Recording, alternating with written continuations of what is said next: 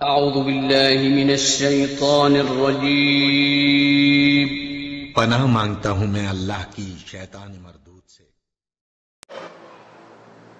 السلام علیکم ورحمۃ اللہ وبرکاتہ۔ الحمدللہ رب العالمین والصلاة والسلام علی رسولہ الکریم وعلی آلہ وصحبہ اجمعین، اما بعد۔ تمام قسم کی تعریف و بڑائی اللہ سبحانہ وتعالیٰ کے لیے ہے جو ساری کائنات کا پالنہار ہے۔ درود و سلام اللہ کے تمام انبیاء و رسل پر، خصوصاً آخری نبی جناب محمد رسول اللہ صلی اللہ علیہ وسلم۔ سامعین کرام، ہم تمام مسلمانوں کو چاہیے کہ جب تک اس دار فانی کے اندر زندہ رہیں، زیادہ سے زیادہ نیکیاں کریں، نیکیوں کے کاموں میں بڑھ چڑھ کے حصہ لیں، برائیوں سے دور رہیں تاکہ مرنے کے بعد قبر کے اندر چین و سکون سے رہ سکیں اور قیامت کے دن اللہ رب العالمین کے عذاب سے بچ سکیں اور اللہ کی بنائی ہوئی جنت کے اندر داخل ہو سکیں۔ محترم حضرات، یہ سب سے بڑی کامیابی ہے، اللہ کے عذاب سے بچ جانا، اللہ کی بنائی ہوئی جنت کے اندر داخل ہو جانا، یہ سب سے بڑی کامیابی ہے۔ اس لیے ہم تمام مسلمانوں کو چاہیے کہ ہم آخرت کی فکر کریں، اس کے لیے تیاری کریں، محنت اور کوشش کریں جہنم سے بچنے کی اور جنت پانے کی۔ سامعین کرام، کیا ہم جانتے ہیں کہ درخت لگانے کا کیا فائدہ ہے اور کھیتی کرنے کا کیا فائدہ ہے؟ آئیے حدیث کی روشنی میں دیکھتے ہیں کہ کیا فائدہ ہے۔ حدیث اس طرح ہے، عن انس بن مالک رضی اللہ عنہ قال قال رسول اللہ صلی اللہ علیہ وسلم ما من مسلم یغرس غرسا او یزرع زرعا فَيَأْكُلُ مِنْهُ طَيْرٌ أَوْ إِنسَانٌ أَوْ بَهِيمَةٌ إِلَّا كَانَ لَهُ بِهِ صَدَقَةٌ۔ صحیح بخاری کتاب الادب حدیث نمبر 6012 اور حدیث نمبر 2320۔ انس بن مالک رضی اللہ تعالیٰ عنہ روایت کرتے ہیں کہ رسول اللہ صلی اللہ علیہ وسلم نے فرمایا، جو بھی مسلمان کوئی درخت لگائے یا کھیتی کرے، پھر اس درخت میں سے یا کھیتی میں سے کوئی پرندہ یا انسان یا جانور کھا لے تو درخت لگانے والے کی طرف سے اور کھیتی کرنے والے کی طرف سے صدقہ ہوگا، یعنی ان کے نام اعمال میں صدقے کا ثواب لکھا جائے گا۔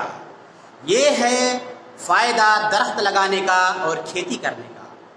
سامعین کرام،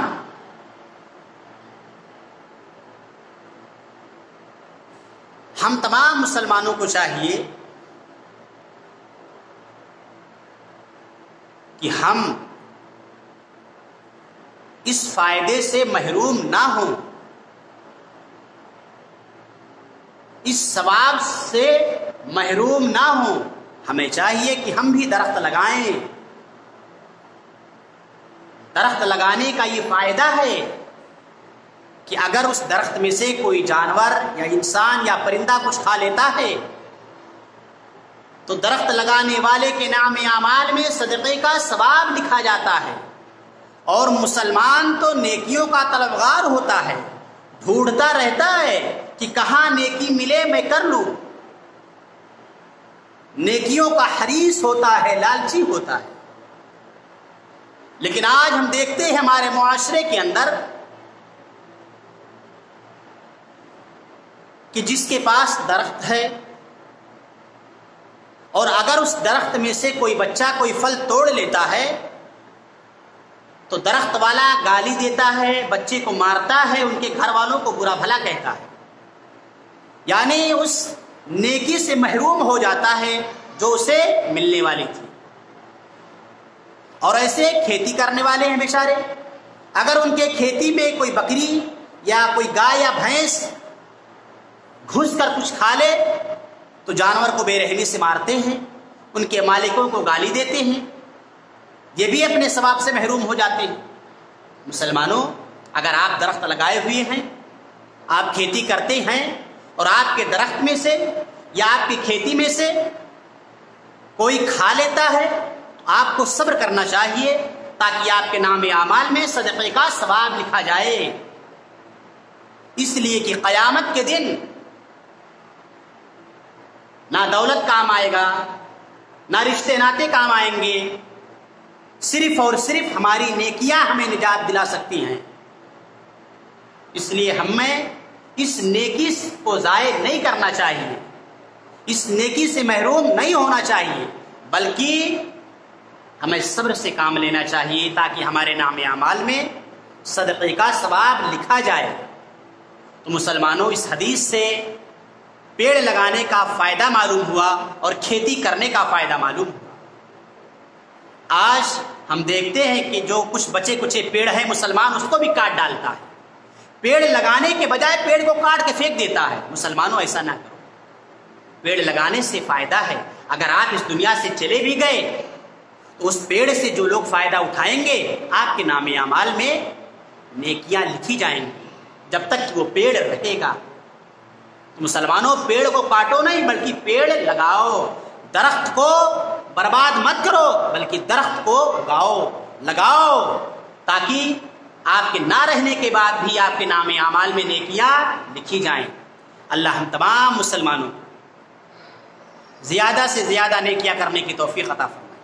اے اللہ رب العالمین، جب تک ہمیں اس دار فانی کے اندر زندہ رکھ، ایمان پہ زندہ رکھ، اور جب اٹھانا تو اے اللہ ہم تمام مسلمانوں کے زبانوں پر کلمہ توحید لا الہ الا اللہ جاری رکھنا، آمین۔ وآخر دعوانا ان الحمد للہ رب العالمین۔